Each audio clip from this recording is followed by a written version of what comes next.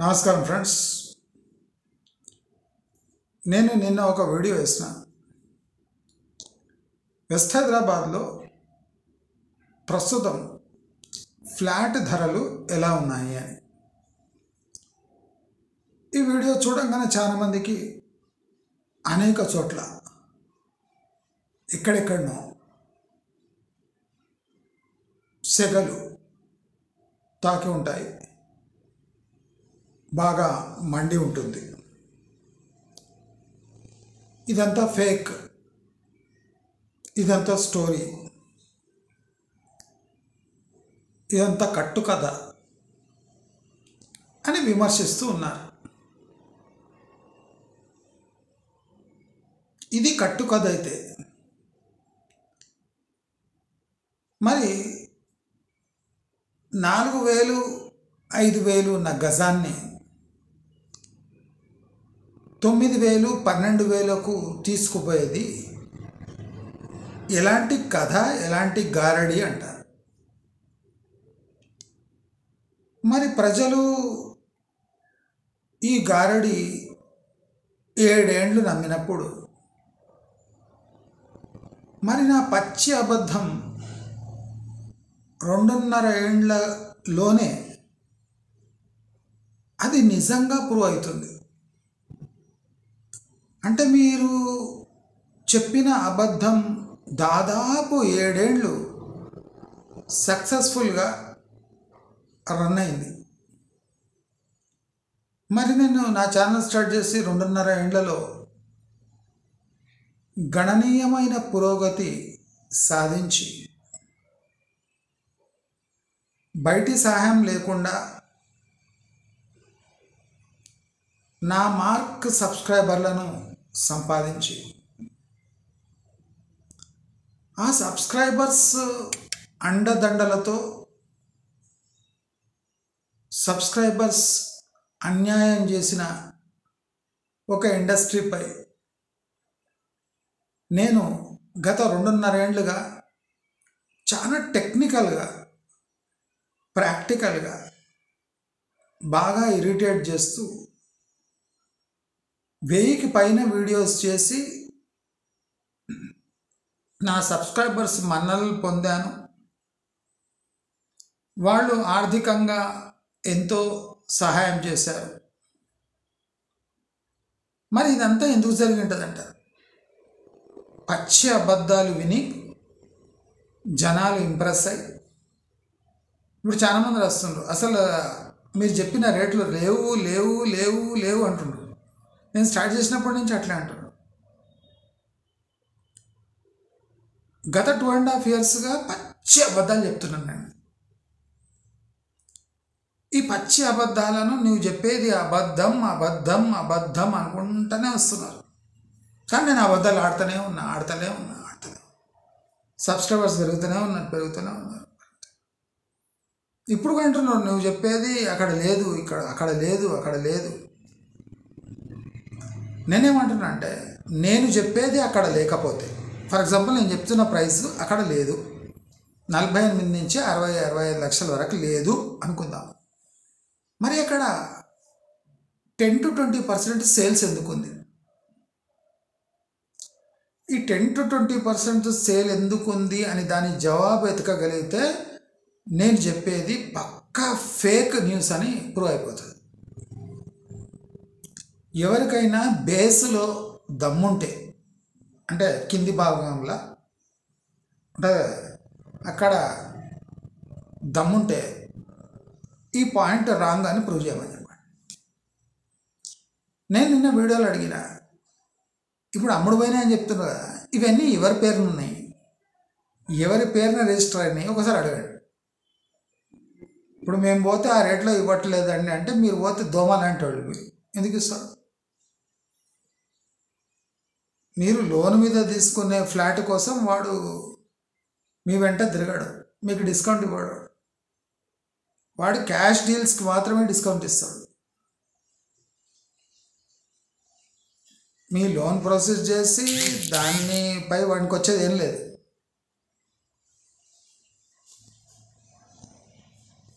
నేను చెప్పేది అదే. 48 lakhsకి ల్యాండ్ ఫ్లాట్ డీల్స్ అయిపోయినాయి బల్క్లో. 2 3 ఫ్లోర్లు కొనేసారు. కొనేసిన వాళ్ళు అనుభవిస్తున్నారు. అంటే 48, 55, 60 లక్షలకు కొన్నోడు కూడా తక్కువలో తక్కువ అక్కడ 90 కోటి రూపాయలు నడుస్తుంటే 75కి అమ్ముకోవాలి కదా, అమ్ముకోలేకపోతుండ్రు. నేను చెప్పేది పచ్చి అబద్ధమే. మరి డిస్కౌంట్లో కొన్నాడు అమ్ముకోలేకపోతున్నాడు, కట్టినోడు అమ్ముకోలేకపోతున్నాడు, ల్యాండ్ ఓనర్ షేర్ ఉన్నాడు అమ్ముకోలేకపోతున్నాడు. ఈ ముగ్గురు అమ్ముకోలేకపోతుంటే రియల్ ఎస్టేట్ పరిస్థితి బాగానే ఉంది అనడానికి ఏదైనా లాజిక్ ఉందా మీ దగ్గర? జనాలు అడిగితే వాళ్ళు ఇస్తలేరు, అది కరెక్టే, అడిగాడు. కానీ రియల్ ఎస్టేట్ పరిస్థితి ఏముంది? జవాబు దొరకదని నాకు బాగా తెలుసు.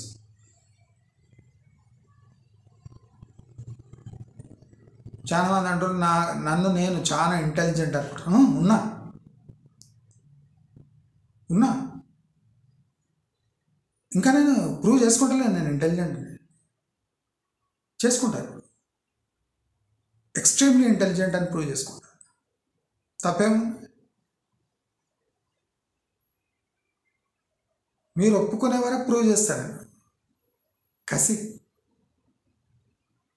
అర్థమైంది కదా. 2.5 yearsగా 1200 వీడియోలు జంకకుండా చేస్తున్నా. కసి ఎన్ని గంటల వాచ్ టైం? 3.5 లక్షల గంటల వాచ్ టైం. నేనేందో, నా సత్తా ఏందో, నేను చెప్పినవి కరెక్ట్ అవుతున్నాయా కావు, ఎందుకు అవుతున్నాయి, మీరు అవి గెస్ ఎందుకు చేయలేకపోతున్నారు? ఎందుకంటే మీ దగ్గర డేటా లేదు, సింపుల్. మీ దగ్గర సోర్సెస్ లేవు, సింపుల్. ఎట్లా వస్తుంది మీ దగ్గర డేటా? మీ దగ్గర సోర్సెస్ ఎట్లా వస్తాయి? రియల్ ఎస్టేట్ వాళ్ళ దగ్గర లేవు, నా దగ్గర ఉన్న డేటా. అందుకోసము రియల్ ఎస్టేట్ రియల్ ఎస్టేట్ వాళ్ళు ఎవడొచ్చి నన్ను గెలుస్తలేడు. వాళ్ళు కూడా నోట్ చేసుకొని పెట్టుకుంటున్నారు నేను చెప్పింది. మీకు ఆశ్చర్యం కలుగుతుండొచ్చు. చాలామంది రియల్ ఎస్టేట్ వాళ్ళు నన్ను కలిసిపోతారు, సౌండ్ చేయరు.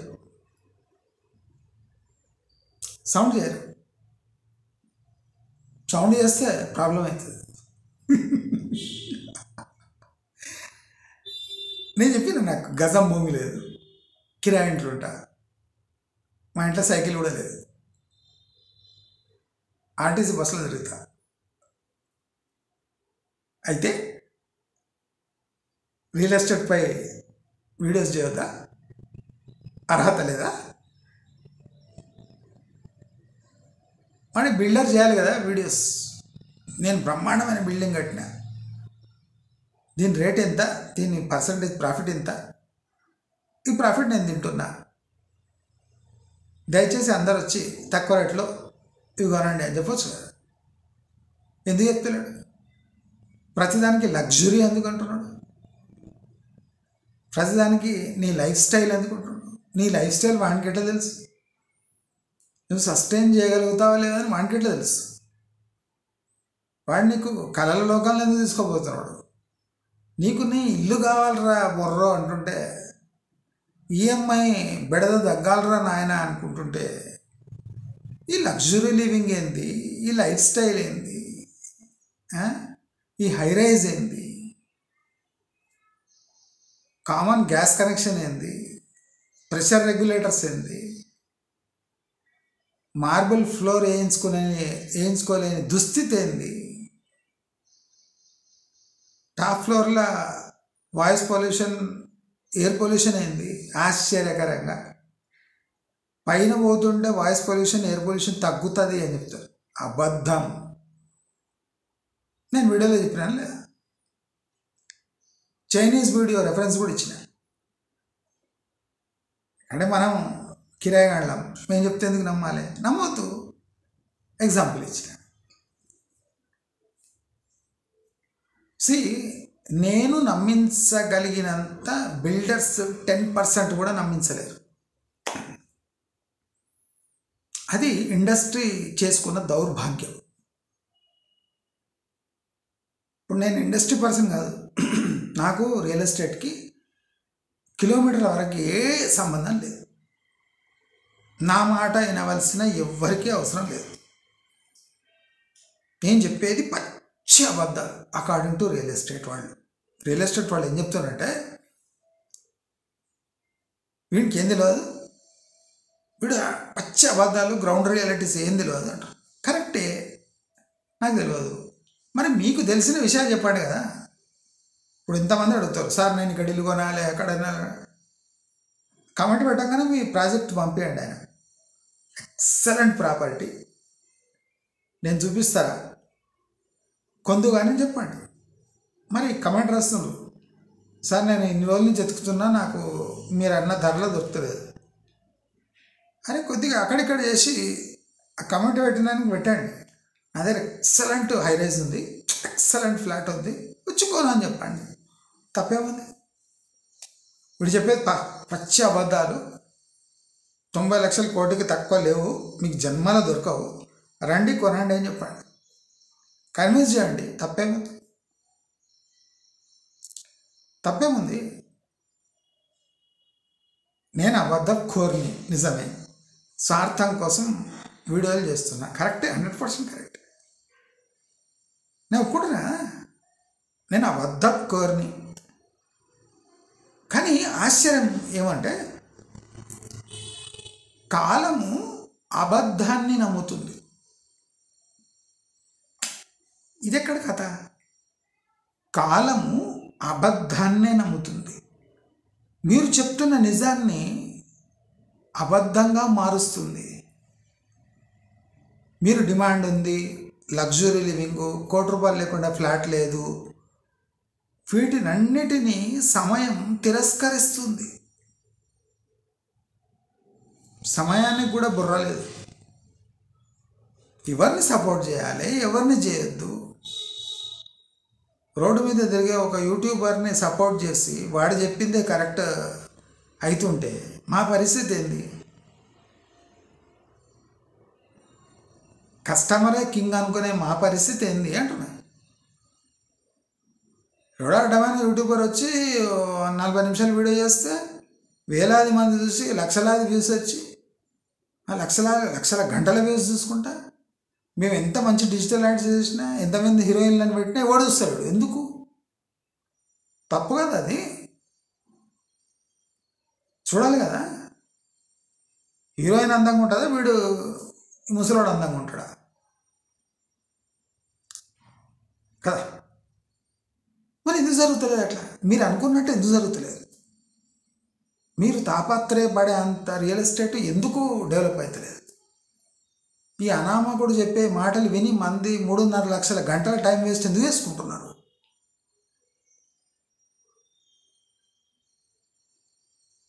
వీడు ప్రమోట్ చేయనియాడు. సరే, నా ఛానల్ ఒకటే ఉందా? వేలాది రియల్ ఎస్టేట్ ఛానల్స్ ఉన్నాయి, అక్కడ పోయి యాడ్లు వేసుకోండి, తప్పేముంది? ప్రపంచంలో నాదొక తొక్కల ఛానల్, దిక్కనే వేయాలన్నా మీరు? పోయి డైరెక్ట్ అప్రోచ్ కాండి. అరే అద్భుతమైన వీడియోలు చేస్తున్నావు, వాడు దరిద్రుడు, వాడు, నేను నీ దగ్గర యాడ్స్ చేస్తానే, వేసుకోండి.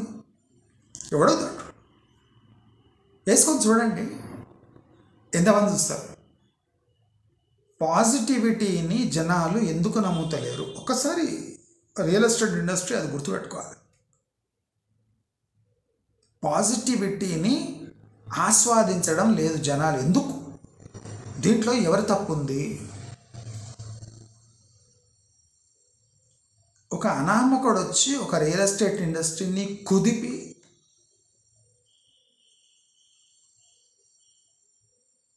అంటే నేను వితౌట్ బేసిస్ అంటలేను, 3.5 lakh అవర్స్ వాచ్ టైం అంటేనే షెక్ వ్యూహాత్మకంగానే చేసిన ఇదంతా, నేనే చేసిన. నేను చెప్పిన పచ్చి అబద్ధాలు ఇవాళ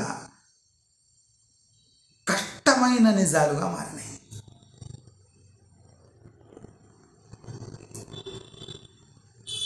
నిజాలు కరగడానికి టైం పడుతుంది,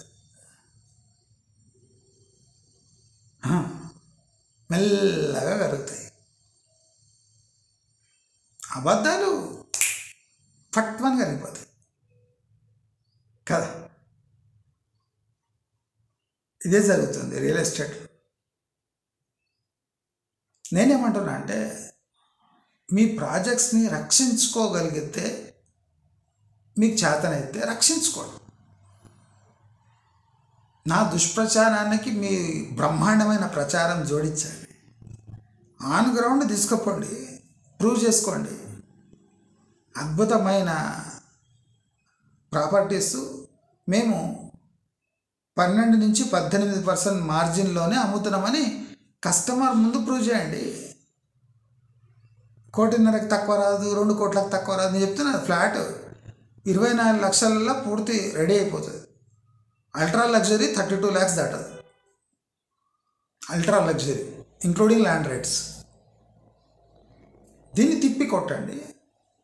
మీరు ఎందుకు మార్బుల్ ఫ్లోర్ వేస్తలేరు? 1.5, 2 కోట్లు, 3 కోట్ల ఫ్లాట్లో మార్బుల్ ఫ్లోర్ ఎందుకు వేస్తలేరు?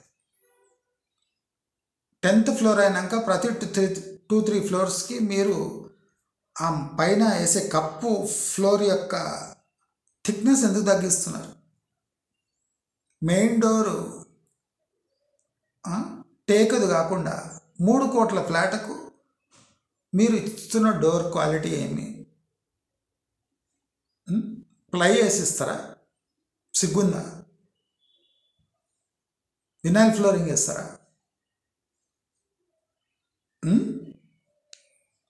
నకిలీ యాక్సరీస్ బిగిస్తారా 2 కోట్ల ప్రాపర్టీకి?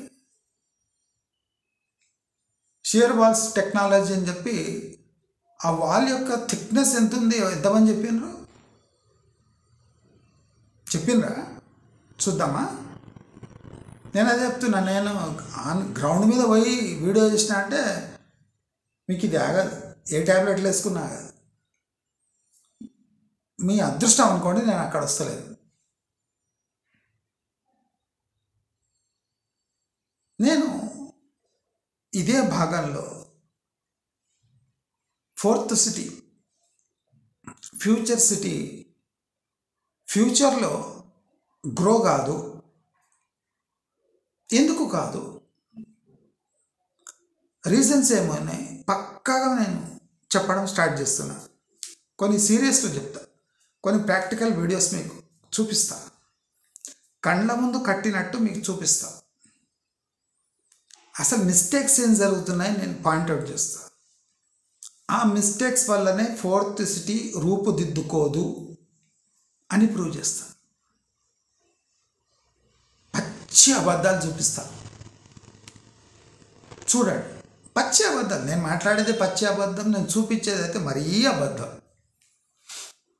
చూడండి అబద్ధాలు ఎట్లుంటాయో. మొట్టమొదటి ఫ్యాక్టర్, 4th సిటీ డెవలప్మెంట్కి అడ్డంకి ఏముందంటే, వేలాది ఎకరాల పట్టా ల్యాండ్, ఫారెస్ట్ ల్యాండ్, అదే కాకుండా అసైన్డ్ ల్యాండ్ ఈ 4th సిటీ చుట్టుముట్టు ఉంది. దీని కాంబినేషన్ ఉంది, patta land, forest land, assigned land. ఇది డెడ్లీ కాంబినేషన్. ఇది చాలా డేంజరస్ కాంబినేషన్ ఆఫ్ ల్యాండ్స్. నేను చాలా క్రిటికల్, నేను చెప్పదలుచుకోలేదు కానీ చెప్తున్నా. ఎవరెవరు 4th సిటీపై కన్నేశారో, ఎవరు ప్రాజెక్ట్స్ రన్ చేస్తున్నారో నా మాట చాలా కేర్ఫుల్గా వినండి. Patta lands, assigned lands and forest land, ఇది ఏదైనా ఏరియా డెవలప్ కావడానికి పెద్ద అడ్డంకి. Either assigned land forest land ఉండాలి, లేదా పట్టా ల్యాండ్ ఫారెస్ట్ ల్యాండ్ ఉండాలి, లేదా ఫారెస్ట్ ల్యాండ్ అసైన్డ్ ల్యాండ్స్ ఉండాలి. అంటే ఏదో 2 కాంబినేషన్స్ ఉండాలి. ఇక్కడ 3 కాంబినేషన్స్ ఉన్నాయి. ఇది ఫ్యూచర్ సిటీని ముందర నడిపించడంలో పెద్ద అడ్డంకి. ఎందుకు? దాంట్లో ప్రాబ్లం ఏముంది సార్? ప్రభుత్వం దౌర్జన్యంగా కొనేయచ్చు కదా, అంత ఈజీగా. అక్వజిషన్ అనేది చాలా ప్రాబ్లమేటిక్గా తయారవుతుంది. ప్రభుత్వ భూములు ఉన్నాయి, అవి ఎట్లా తీసేసుకుంటుంది ప్రభుత్వం, సరే ఓకే. కానీ ఆ ల్యాండ్ డెవలప్ చేయాలంటే అసైన్ ల్యాండ్ కావాలి, ఫారెస్ట్ ల్యాండ్ కావాలి, పట్టా ల్యాండ్ కావాలి. గవర్నమెంట్ ల్యాండ్ని గవర్నమెంట్ తీసేసుకుంటుంది, నో ప్రాబ్లం. కానీ గవర్నమెంట్ ల్యాండ్ని డెవలప్ చేయడానికి ఈ 3 రకాల ల్యాండ్స్ కావాలి. దాని పూలింగ్ చాలా కాంప్లికేటెడ్. లాస్ట్ టైం కేసీఆర్ చేసినట్టు గుంజుకుంటే దాని పరిస్థితి ఏమవుతుందో మీరు ఫార్మాసిటీకి వ్యతిరేకత ఎంత వచ్చిందో మీరు గమనించండి. కేసీఆర్ దౌర్జన్యంగా 1000 ఎకరాలు ఫార్మర్స్ దగ్గర తీసుకుంటే ఫార్మాసిటీ చేద్దామంటే దాని గతేమైంది? గుంజేసుకున్నాక ఏమైంది? డెవలప్ కానియలేదు, నెగటివ్ ప్రచారం వచ్చింది. గవర్నమెంట్ ల్యాండ్స్ని తీసుకున్నా దాన్ని డెవలప్ చేయాలంటే పట్టా ల్యాండ్స్, అసైన్డ్ ల్యాండ్స్, ఫారెస్ట్ ల్యాండ్ని వీళ్ళు తీసుకోగలగాలి అంటే అంత ఈజీగా తీసుకోవచ్చా? ఇంపాసిబుల్. 3 రకాల lands, different values, different legalities ఉంటాయి. ఈ లీగాలిటీస్ రాను రోజుల్లో, అంటే ఇప్పుడు 13,000 ఎకరాలు ప్రభుత్వం చేతిలో ఉన్నాయని వీళ్ళు క్లెయిమ్ చేసుకుంటున్నారు. రేపు 45,000 ఎకరాలతో ఫ్యూచర్ సిటీ డెవలప్ చేస్తూ అంటున్నారు 3 ఫేజెస్లో. ఇది ఇంపాసిబుల్. ఇది అడ్వాన్స్లో చెప్పడం ఇంకా ప్రమాదకరం. ఎప్పుడు ప్రభుత్వం ఈ 13,000 ఎకరాలు కాకుండా ఇంకో 10,000, 15,000, ఇంకో 15,000 కలిపి 48,000 ఎకరాలలో ఫ్యూచర్ సిటీ చేస్తాము అనడం ఇది ఫస్ట్ మిస్టేక్. ఎట్లా అని మనం ఆలోచిస్తే ఫస్ట్ మిస్టేక్ ఎట్లయితుంది అంటే, ఇప్పుడు ఇక్కడ ఈ 13,000 ఎకరాలు కాకుండా వేరే టైప్ ఆఫ్ ల్యాండ్స్ ఏ రేట్లో ఎప్పుడెప్పుడు ఎక్కడెక్కడ కొంటారో ఎవ్వరికి ఐడియా లేదు. అంటే ప్రజలకు ఈ 13,000 ఎకరాలపై ఇప్పుడు ఆశ పోయి ఇప్పుడు నెక్స్ట్ ఈ 30,000 అడిషనల్ ఎకరాలు ఎక్కడెక్కడ తీసుకుంటుంది ప్రభుత్వం? ఎంతమంది కొంప మునుగనుంది? ఎంతమంది అగ్రికల్చర్ ల్యాండ్స్ పోతాయి? ఎంతమంది లేఅవుట్లు పోతాయి? ఎంతమంది లేఅవుట్ల నుంచి రేడియల్ రోడ్స్ పోతాయి, ప్యారలల్ రోడ్స్ పోతాయి? ఇది డౌట్.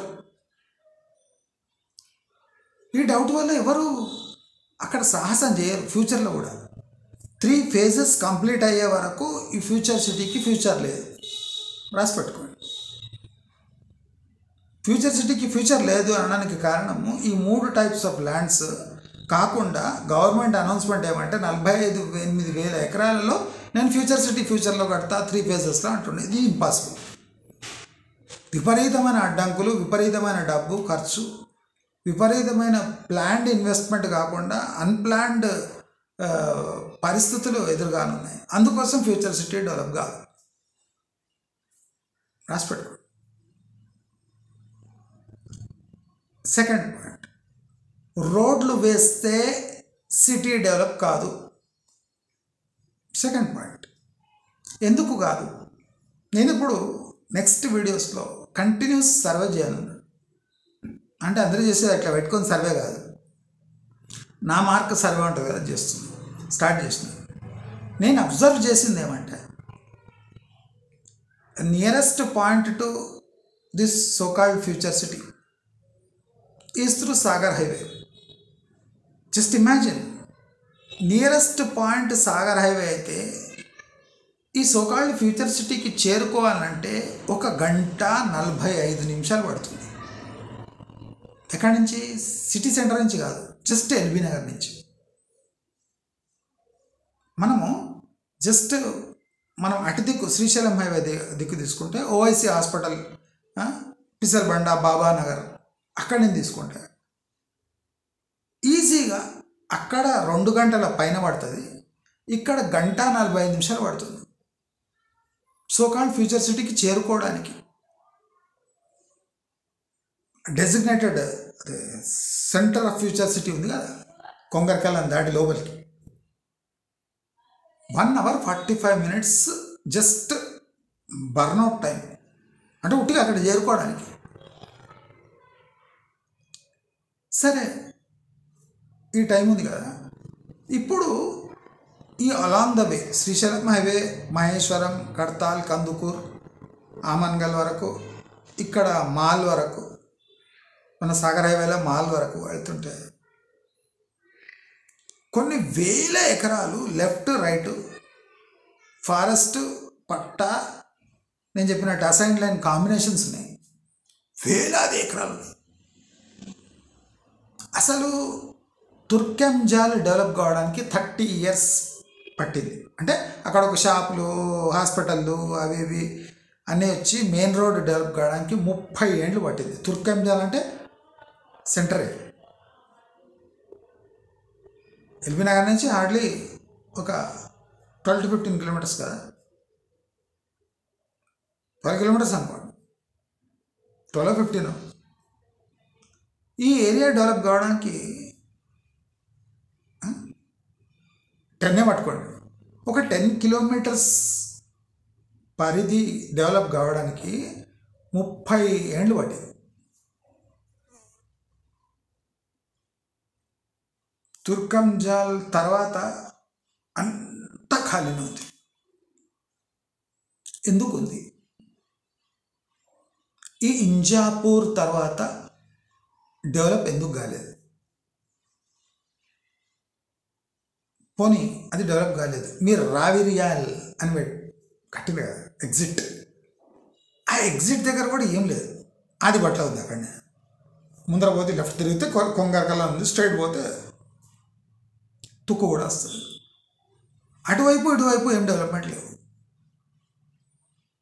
ఆదిపట్లలో ప్లాటింగ్ ఉంది, మన రావిల లెఫ్ట్ సైడ్ టువర్డ్స్ తుక్కు కూడా పోతుంటే ఏం లేవు కొంగరకల్లా. ఎందుకు? అది ఇండస్ట్రియల్ జోన్ కదా, ఏరో సిటీ కదా అంతా. ఎందుకు డెవలప్ కాలేదు? టాటా ఏరోస్పేస్, టీసీఎస్ సాఫ్ట్వేర్ ఉంది కదా, ఎందుకు డెవలప్ కాలేదు? ఫాక్స్కాన్ వస్తుంది కదా, అక్కడ వచ్చేసింది కదా, ఆల్రెడీ కంప్లీట్ అయిపోయింది కన్స్ట్రక్షన్. ఇప్పుడు ఎంతమందికి ఎంప్లాయ్మెంట్ వస్తుందో ఒకసారి చూడండి. నేను చెప్పినా కదా, 30,000 మందికి ప్లస్ ఇండైరెక్ట్ ఎంప్లాయ్మెంట్ 3 లక్షల మందికి. చూడండి ఇప్పుడు ఎంతమందికి ఎంప్లాయ్మెంట్ ఇస్తుంది, ఎట్లా డెవలప్ అవుతుంది, కళ్ళారా చూడండి. అంటే ఇంత 10 years బ్యాక్ ఈ అనౌన్స్మెంట్ వచ్చి ఈ డెవలప్మెంట్ అనౌన్స్ అయినాక ఆఫ్టర్ 10 years ఇక్కడ మీరు 637 తర్వాత ఒంటరిగా నడుచుకుంటూ పోండి. ఇది నా ఛాలెంజ్. పోలేదు. ఇది ఫారెస్ట్ కాదు, పాడు కాదు, అర్బన్ ఫారెస్ట్రీ. అంటే చెట్లు అవి ఉంటాయి. ఇక్కడేం పులులు ఉండవు, సింహాలు ఉండవు. నడుచుకుంటూ పోండి. పోలేరు. ఏరో సిటీలో మీరు నడుచుకుంటూ పోలేరంటే ప్రాబ్లమే కదా. After 10 years off ORR vehicles పోతుంటాయి కదా, వెహికల్స్ తప్ప ఏమున్నాయి? ఏం లేదు. ఎందుకు లేవు? ఎందుకంటే అది ఇల్లాజికల్గా ప్లాటింగ్ జరిగింది. అక్కడ గజం దొరకదని ఆదిపట్ల 30,000-40,000 తీసుకుపోయారు. ఇప్పుడు ఇబ్రహంపట్నం టు ఇంజాపూర్ టు ఇబ్రహంపట్నం మధ్యలో చూస్తే, అంటే nearest point to so called future city అంతా ఖాళీగానే ఉంది. మళ్ళీ దాని పరిస్థితి అంటే ఈ బ్లాక్స్ డెవలప్ కాకుండా సడన్గా ఫ్యూచర్ సిటీ ఎట్లా డెవలప్ అవుతుంది? మనకు పోవడానికి జస్ట్ అక్కడ చేరుకోవడానికే 1:45 పడితే మనం ఒక ఏరియాని 2 విధాలుగా చూడాలి. ఒకటి ప్రైవేట్ ట్రాన్స్పోర్ట్, ఒక కార్లు వేసుకొని మీ సొంత వాహనంపై వెళ్ళడం. ఇంకోటి పబ్లిక్ ట్రాన్స్పోర్ట్ని యూజ్ చేసుకొని చేరుకోవడానికి ట్రై చేయడం. మీరు నమ్ముతారో లేదో, మీరు ఒక ప్రైవేట్ వెహికల్ వేసుకొని నెక్స్ట్ 10 years వరకు మీ ప్రైవేట్ వెహికల్లోనే తిరగాలి. అక్కడ పబ్లిక్ ట్రాన్స్పోర్ట్ ఉండదు. ఉండదంటే ఉంటుంది, అది ఎప్పుడో 2-3 గంటలకు ఒక బస్సు ఉంటుంది. అంటే 10 years వరకు గవర్నమెంట్ ఇన్ఫ్రాస్ట్రక్చర్ మీకోసం పనిచేయదు. అందుకోసమే ఫ్యూచర్ సిటీ డెవలప్ కాదు. Point number 2. పాయింట్ నెంబర్ 3, అక్కడ కడుతున్న so called skill university stadiums, various 50 ఎకరాలలో ఫార్మా వాళ్ళ గ్రీన్ ఫార్మా సిటీ, ఇవన్నీ కట్టుకథలు. ఇప్పుడు మనము చాలా చోట్ల ఇంజనీరింగ్ కాలేజ్ చూసినాం పెద్ద పెద్ద. అదే కాకుండా ఐఐటి చూసినాము, లేదా మనం ఐఐఎం ఇక్కడ చూసినాము, ఇండియన్ మెడికల్ సైన్స్ ఇక్కడ చూసినాం, మన ఇక్కడ వరంగల్ హైవే మీద. అన్నీ అయినాయి, బిల్డింగ్లు అయినాయి, అన్నీ అయినాయి. ఆ బిల్డింగ్ అయ్యాకన్నా ముందు ఏం హైప్ ఉండే గమనించాలి. All India institute of medical sciences వస్తుంది అనగానే షేక్ అయిపోయింది ఆ ఏరియా. ఇంకా అయిపోయాయి 10 years అవుతుంది, ఏం లేదు అక్కడ. చుట్టుముట్టు కూడా ఏం లేదు. పాండబ్బా పెట్టుకోవాలని భయపడుతుంది. ఆ స్టూడెంట్స్ బయట వచ్చి పాండబ్బాల సిగరెట్లు కొంటారు లేదు. మరి ఒక పాండబ్బాని సస్టైన్ చేయలేని ఎయిమ్స్ బీబీ నగర్, ఒక స్కిల్ యూనివర్సిటీ వచ్చి ఆ ఏరియాని కుదిపేస్తుంది అని ఎట్లా అనుకుంటారు? స్కిల్ యూనివర్సిటీ అంటే చాలా హైటెక్ ప్రొఫెషనల్స్, చాలా ఇంటెలిజెంట్ పీపుల్ ఆఫ్ ఇండియా వచ్చి అక్కడ చదువుకుంటారా? కాదు కదా. ఏ స్కిల్ లేని, స్కిల్ కోసం తాపత్రయపడే చిన్న చిన్న ఉద్యోగాల కోసం కావాల్సిన స్కిల్ డెవలప్ చేయడానికి పెడుతున్న యూనివర్సిటీ. పేరు యూనివర్సిటీ, అది యూనివర్సిటీ లాగా ఉండదు. ఒక బిల్డింగ్ ఉంటుంది. ఆ బిల్డింగ్ ఎంత ఉంటుంది? ఒక 10 years అంటే ఎక్స్పాన్షన్కి అవసరం అయ్యే వరకు ఆ బిల్డింగ్ అట్లనే ఉంటుంది. ఆ బిల్డింగ్ ముఖం చూసి ఎవడు వచ్చి అక్కడ అంతా చుట్టుముట్టుంటారు, ఎవరు ఉండరు. అక్కడ ప్రొఫెసర్స్ కూడా ఉండరు. మరి పరిస్థితి ఏంది? స్కిల్ యూనివర్సిటీ వల్ల ఈ ఏరియా డెవలప్ కానుందా? కాదు. ఎందుకు? ఇక్కడ ఇంజనీరింగ్ కాలేజీలు, ఎయిమ్స్, ఐఐటీలు అన్నీ ఉన్నాయి.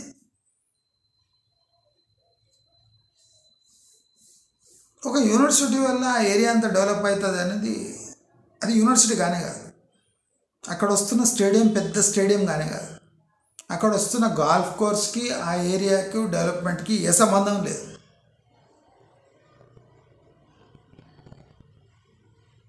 ఫస్ట్ ల్యాండ్ ఎక్విజిషన్ ప్రాబ్లం వల్ల ఫ్యూచర్ సిటీ ముందడుగు పడదు.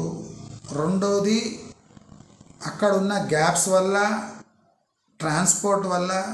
ట్రాన్స్పోర్ట్ ప్రాబ్లమ్స్ వల్ల, ప్రైవేట్ ట్రాన్స్పోర్ట్ ఓన్లీ వల్ల ఆ ఏరియా డెవలప్ కాదు.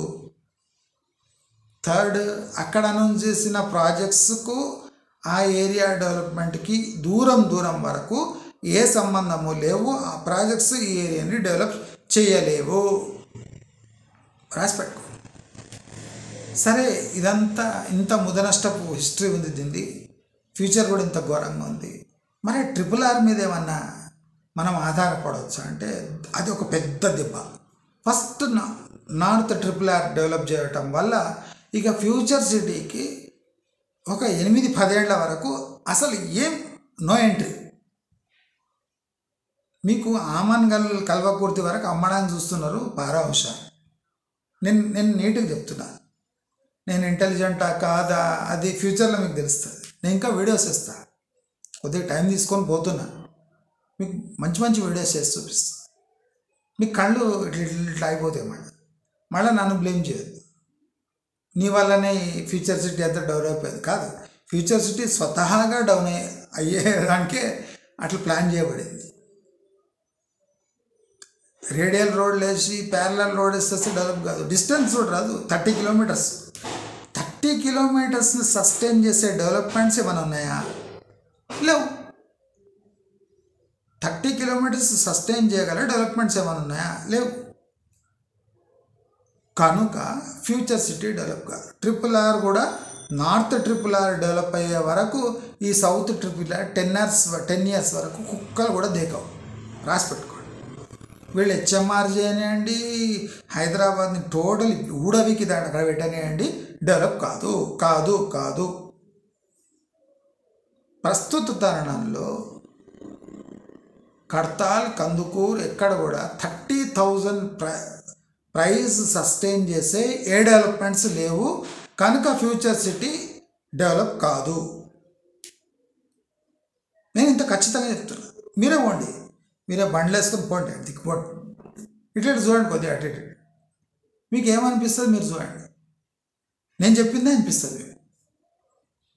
ఒక ఏరియాకు కేవలం ప్రైవేట్ బండ్లు వేసుకొని పోయే వెసులుబాటు ఉంది అంటే అక్కడ ప్రభుత్వ ఇన్ఫ్రాస్ట్రక్చర్ ఇప్పటి వరకు ఎంత దయనీయంగా ఉంది. ఈ దయనీయమైన స్థితి నుంచి ఉత్తమ స్థితికి వెళ్ళడానికి దాదాపు 30 ఏళ్ళ టైం పట్టవచ్చు. లేదా ఫ్యూచర్లో ఈ ఫ్యూచర్ సిటీ ఊసే లేకుండా పోవచ్చు. సడన్గా ఈ ఫ్యూచర్ సిటీ ఊసే లేకుండా పోయింది, మధ్యలోనే వదిలేసారు అనుకోండి. ప్రభుత్వ చేంజ్ వల్లనో, అటెన్షన్ లేకపోవడం వల్లనో, ఇతరత్ర కారణం వల్లనో, ఎకనామిక్ రీజన్స్ వల్లనో ఈ ఫ్యూచర్ సిటీ డెవలప్ కాకుంటే వేలాది ప్లాట్లు, వందలాది లేఅవుట్లు ఈ HMR రీజన్లో రీజనల్ రింగ్ రోడ్ అనే ఒక నామకరణం చేసినంత మాత్రాన ఎంత వేల లేఅవుట్లు, లక్షల ప్లాట్లు ఈ అనౌన్స్మెంట్ నుంచి నష్టపోతాయో మీరే గమనించాలి అని కోరుకుంటూ నమస్కారం.